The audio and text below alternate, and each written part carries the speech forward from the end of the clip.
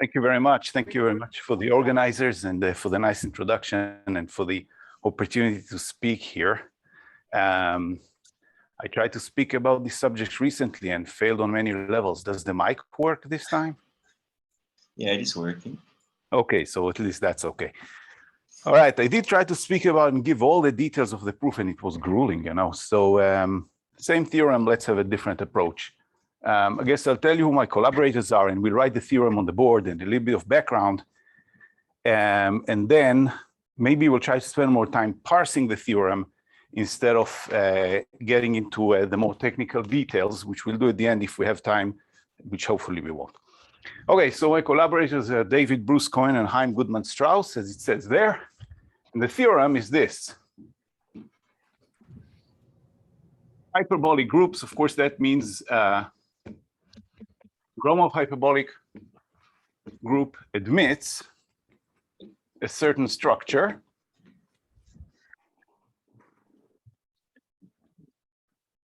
Let's get some colors ready. Admits a structure that we'll call SA, that stands for strongly aperiodic. SFT, that stands for substitute finite type. If and only if it has at most one end. Okay, so we'll need to parse what all these things mean. But for starters, maybe I'll start with a few remarks. A zero-ended group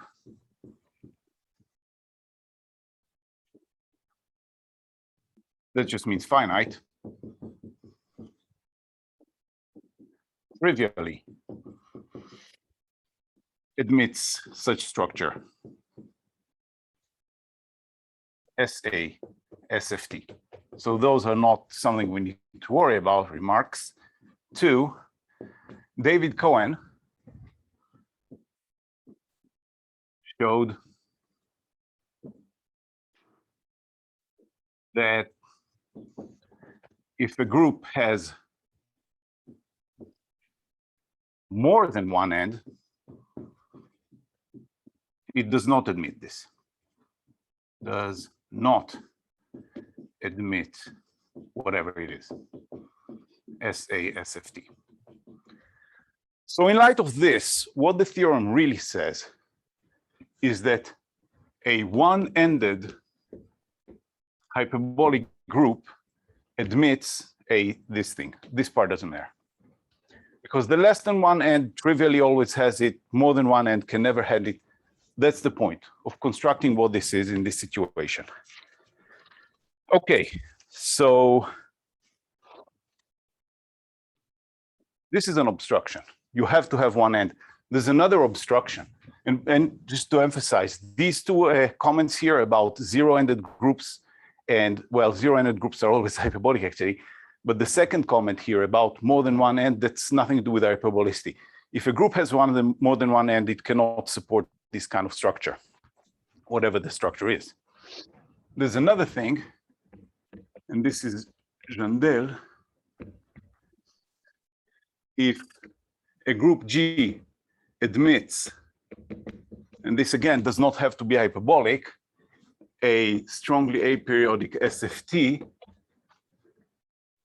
then G has a decidable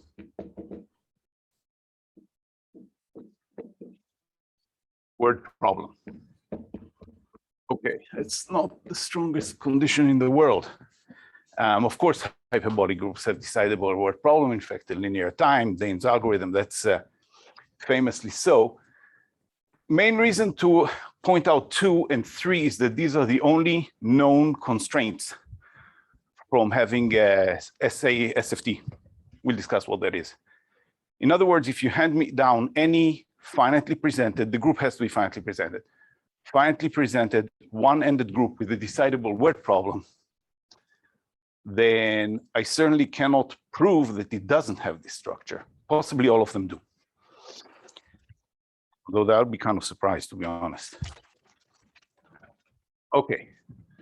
So points 2 and 3 here are the only obstructions for having this structure, whatever it is. And what this structure is, it's actually an aperiodic tiling. It's another way of seeing it. So here are examples of situation of groups that are known to have this structure, not hyperbolic groups, but other things from history. The first one that was known to have it is Z cross Z. And I'm going to put some names, a lot of names here. Wang, who did not prove this, but asked the question. Berger, who was his student and did prove it. That's the actual proof. Robinson, that came a few years after Berger and made his proof readable. And I put one more name here, more recent, Curry, because Curry has a really easy construction of the same thing. Berger was the one who actually proved it. This is, in fact, the first aperiodic tiling on Z cross Z or aperiodic tilings of R2. Many more groups that have Z cross Z subgroups. Not all groups. Having a Z cross Z subgroup is not enough. Of course, it's not enough because you can have a Z cross Z subgroup and not have a decidable word problem, for instance. But there are lots of examples like this. Then there's a huge list of names here. Let me just write O'Brien et al. Bamsag solitaire and one. And another one, very general, very, very recent.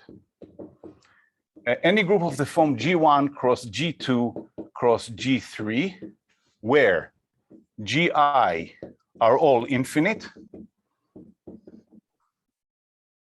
and of course, have decidable word problem. Word problem, WP. Otherwise, we know it can't be. But if you take the cross product of three infinite groups, you will never get anything hyperbolic. It's kind of an easy exercise. For instance, if two of them have in them a non-torsion element, then you get a Z cross Z in there. BS, the Bamstock solitaire group, are a famous obstruction for hyperbolicity. Any group containing Z cross Z will not be hyperbolic, including Z cross Z itself, of course. So these are all examples of things which are not actually hyperbolic. And here is another example. This is actually from the world of tilings rather than the world of subshift of finite type, but those things are so closely related that it doesn't matter. Shachar Moses.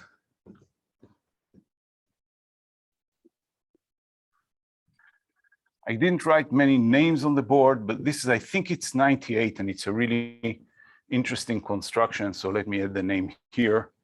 These are all from the last 10 years. This is from the 60s. And this is, you know, many examples in many different times. Lattices in simple Lie groups. But here's the problem of rank at least two. So the rank of a Lie group is the largest dimension of a flat Euclidean space that's embedded in it. These all have planes embedded in them, so they can never be hyperbolic because they have flat planes in them. And so our theorem actually covers the case of lattices in Lie group of rank exactly one, simple Lie groups of rank exactly one, because those are all negatively curved. Okay, so this was, I guess, the state of the art a few years ago, which had not even one single example that was hyperbolic. And the first example that was hyperbolic was David Cohen and Chaim Goodman-Strauss.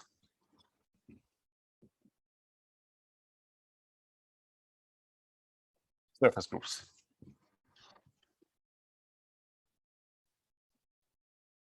And then we did this. All right. So let's see. I just put a battery in the clock here. I don't know if it actually works. Is it 5:30 now in Buenos Aires?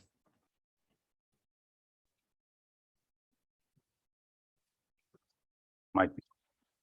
All right. So is it all right so far?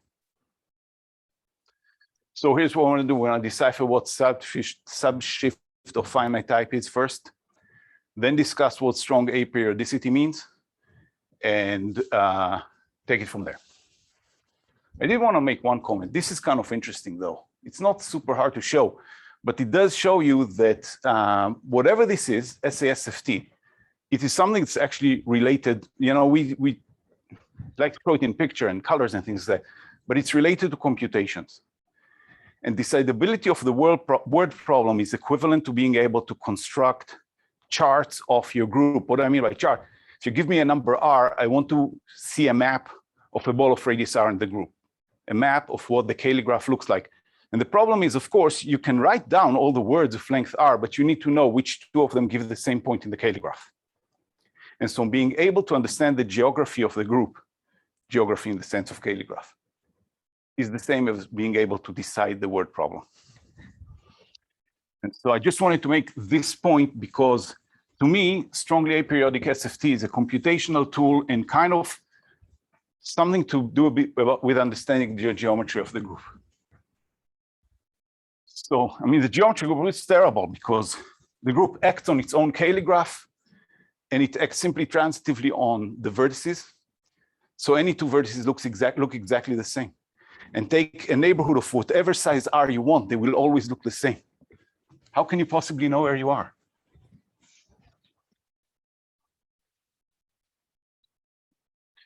So these tools help for that. All right, there goes Jandel. Okay, so what's a subshift of finite type? A shift space, maybe before that, let's just fix our group.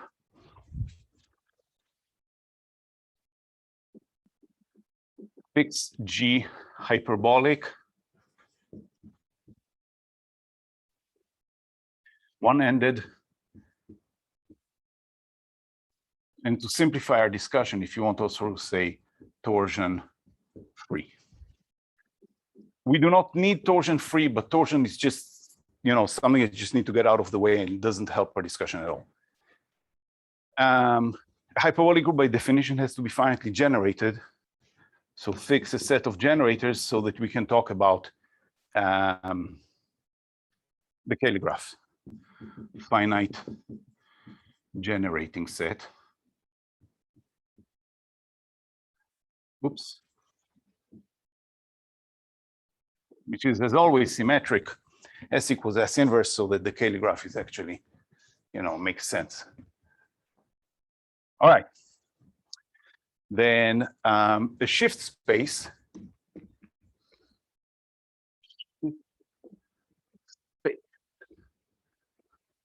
on G is simply something of the form A to the G, where A is any finite set. So A to the G, by definition, of course, whoops, A to the G is the set of all functions, we'll refer to them as little omega, from G to A. So A is a finite set of colors or finite set of labels. If you're going to call them colors, then I want to color every vertex in the group. Labels, I'm going to label every vertex, whatever you want to call it, something like that. This is the complete shift space. A subshift of finite type, SFT, this thing over here, is obtained as follows. By fixing, first of all, I'm going to fix the size of balls that I'm going to look at. I'm going to look at balls and need to know their size. Fixing some R greater than 0, you can fix R equals 0. It's just, I'm going to give you back this one though. And collection of allowable labeling.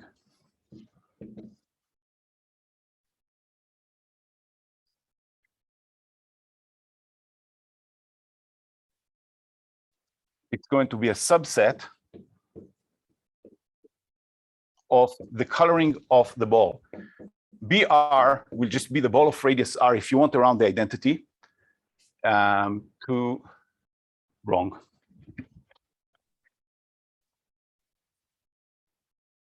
A to the power of the ball of radius R, let's say around the identity of the group. All the ball of radius are look the same as there.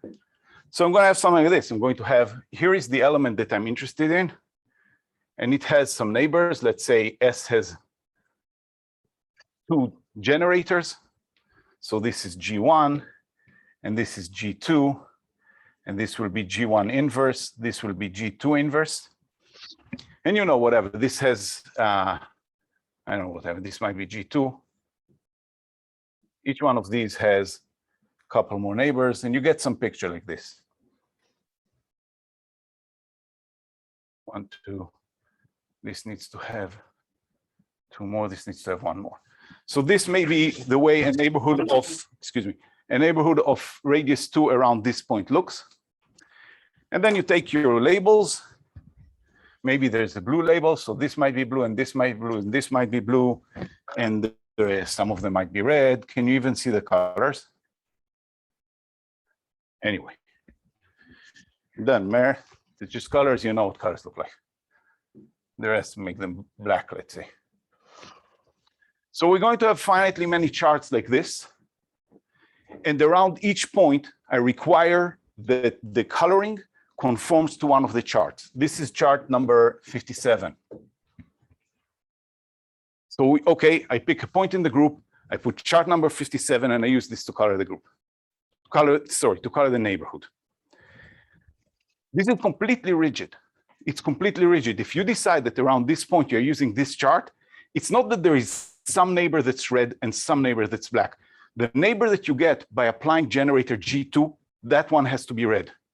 And the one that you get by applying generator G2 inverse has to be black. So it completely determines what happens. There's no such thing that you can try to rotate it or something like that, okay? And if you look at all the subshift itself, we'll call it omega, is all the coloring in A to the G. Omega conforms to this.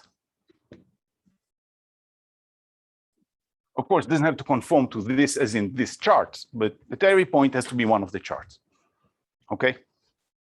That's what the subshift to finite type is. So we can now play the game slightly differently. We can say, here's my group.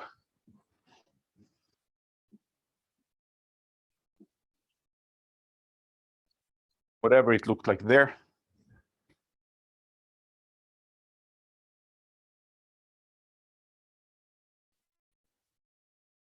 I don't know. I just made it up anyway to begin with. And instead of writing all the labels, I'm going to say, around here, I'm using chart number 57. Can you all see that it says 57 here? So, okay. Around here, I'll use chart number 5. Around here, chart number 13, and various prime numbers like that. So these are the tiles. 57 is a tile. Over here, I'll put chart number 11. That's a tile. Where do I see the tilings? Well, okay, great. 57 is an allowable coloring. And 5 is a different allowable coloring. And 13 is a different allowable coloring. The problem is that they overlap. And if they don't agree on the overlap, then I'm shafted. I didn't actually define a coloring. So I need to check the overlap. There's an easy argument that says that if this coloring here agrees, not just this one, everyone, if every coloring agrees with its immediate neighbors, then there's no conflict on the overlaps ever. So we just need to check the immediate neighbors. So this over here is going to be some kind of a tile that looks like this. And over here, I'll have a tile, this can't have, this has to have more.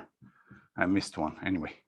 A tile that looks like this, and over here you have some kind of a jagged edge that you check whether they match up or not.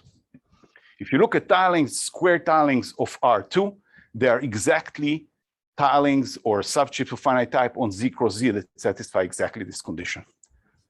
And that's why, I mean, this is not important to us moving forward, but just, I've been asked before, people say, I heard that SFTs are tilings, why is that? That's why it is. All right. All right, this is okay. Okay, so we're okay with SFT. We'll stop here. Strongly aperiodic, we need that next, right? Let's remove the tilings because it's really just kind of a side comment. It's not so important. Strongly aperiodic is usually described in really complicated way. It's extremely easy. Actually, I want to make, I'm sorry, I forgot. I want to make one comment about this before. Omega satisfies two properties. One, omega inside A to the G is closed. Okay, we didn't talk topology. A is a finite set, so naturally we'll give it the discrete topology. A to G, the G is a product, so of course it'll get the Tikhonov topology. The product topology, this is a compact space, this is closed, and hence it's also compact. Two, omega is G invariant. That is, okay, so to check one, you just have to remember what the definition of the product topology is and the cylinders and all that kind of stuff, and intersect them. It's not hard. Two is actually kind of obvious because when we describe the definition of a subshift of finite type, we say at every point it has to look like this, but there's no reference to the identity. There's no reference to where the point is. So if you shift the whole thing, okay, it's another point that has to look like this. If you have a subset of A to the G that satisfy these two conditions only, that's a subshift. Probably can't read that word there. It says subshift. That's what a subshift is. And so a subshift of finite type is indeed a subshift of a specific kind of thing. All right, so that's it for SFTs. What is SA? And why does SA help us with computations? So one thing, subshifts are not going to help you with computations because they're very unyielding. They're just too big and too complicated. Subshift of finite type inherently has some finiteness properties to it. There's only finitely many charts that you can use.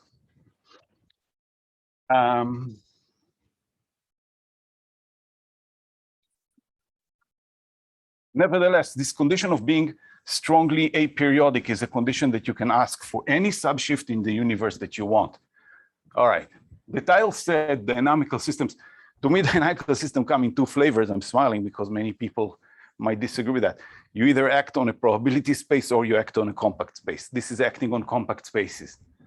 So omega, in this case, it's in A to the G, it doesn't matter. A subshift, let me start with the word a subshift, sorry.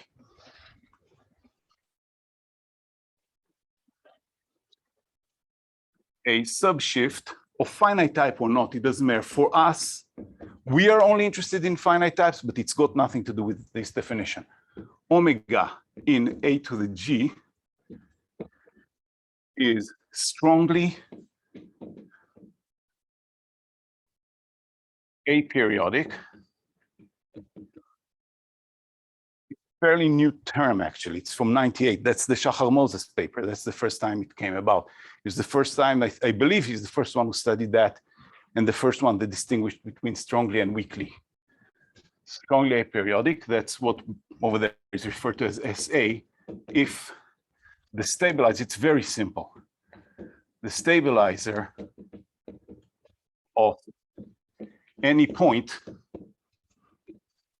is trivial. Weakly aperiodic will say that the stabilizer of every point has infinite index. So if you have a finite group, for instance, nothing is weakly aperiodic. But these terms are really defined for infinite groups. So that's all that that means. But what does it mean to us? So here is our group, and here is one group element, and here is another group element, and I'm kind of interested in the word problem. So I want to know if these two group elements are the same. Well, I mean, if they are the same, in other words, proving that something is trivial, the word that goes between them is trivial, you can detect that. You can't prove that, the word problem is undecidable. But you can detect that, you write your word and you start writing products of conjugates of relators and simplifying them and seeing if eventually you get this word. Of course, it's not an algorithm because you don't know when to stop, right? That's famously is the problem with this thing. So we want a second process that will run at the same time and will tell us, we'll be able to detect at some point if these two are actually distinct points. Well, okay, suppose we have a strongly aperiodic subshift of finite type and we label the group. We're now going to take balls of radius r. And after that, we'll take balls of radius r+1 and r+2 and things like that. And I'm going to ask, is the coloring here, is the labeling here identical to the labeling here? Maybe yes. Okay, if yes, then that's when we go to r+1. Is the labeling still the same? Maybe yes, you go to r+2 and so on. If the labeling is the same for all balls of all sizes, it means that the group element that takes this to this preserves all the labelings. So it's in the stabilizer. But there is nothing in the stabilizer. If they're distinct, there's nothing in the stabilizer. Turn this on its head. If these points are distinct, for some radius r, the labelings will be distinct. And so this will allow you to see that these points are distinct. In light of that, I think Jandel's theorem, this is not the proof of Jandel's theorem. The Jandel's theorem is maybe not surprising. Okay. So I think I should put some more names on the board though. Subshift of finite types without the condition of strong irreducibility date on hyperbolic groups date back, you should be able to guess that, because on hyperbolic group, everything dates back to the same thing. They date back to Gromov. And in fact, what we did is we took Gromov's construction, and there's also, whoops, for Nert and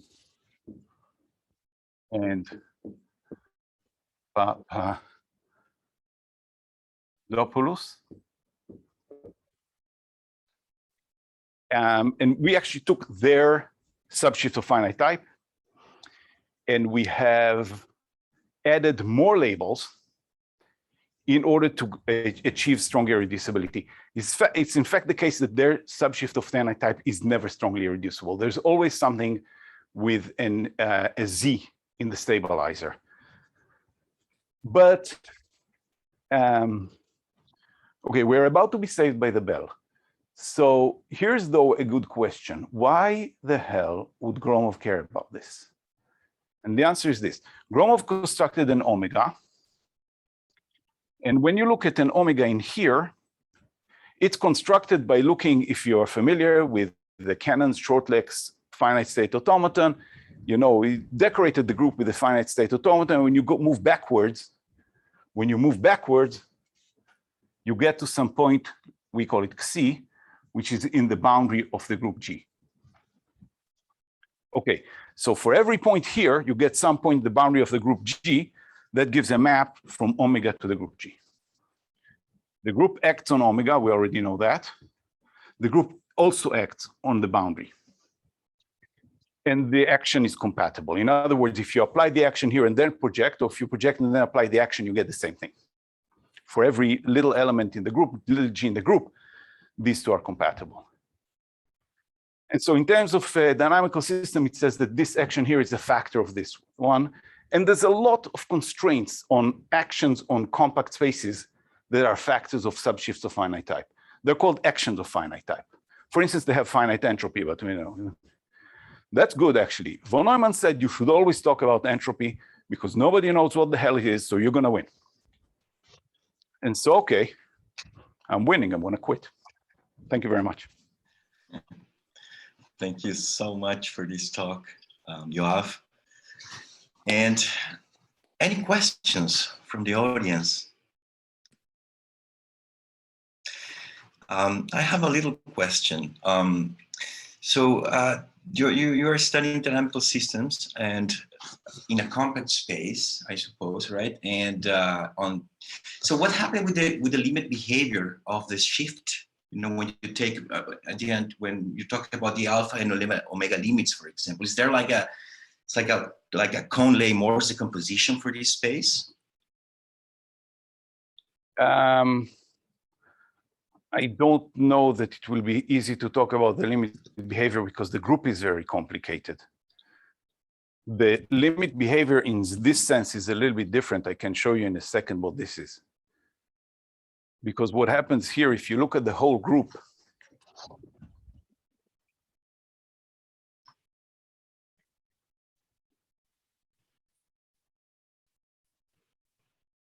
if this is the entire group, and you choose one particular decoration, then one of the things that you know in the decoration is where you came from, what your parent was, if you look at the geodesic that goes towards the identity, but the identity was pushed all the way to infinity. So if you go back in the parent's generation, you'll go back to a point at infinity, and hyperbolicity says that all of these go to the same thing. So I don't know if this is what brought the question about, but I think this is a little bit different. Okay. But that is the point that is the point you see here. Right. Okay. But we can talk about it later.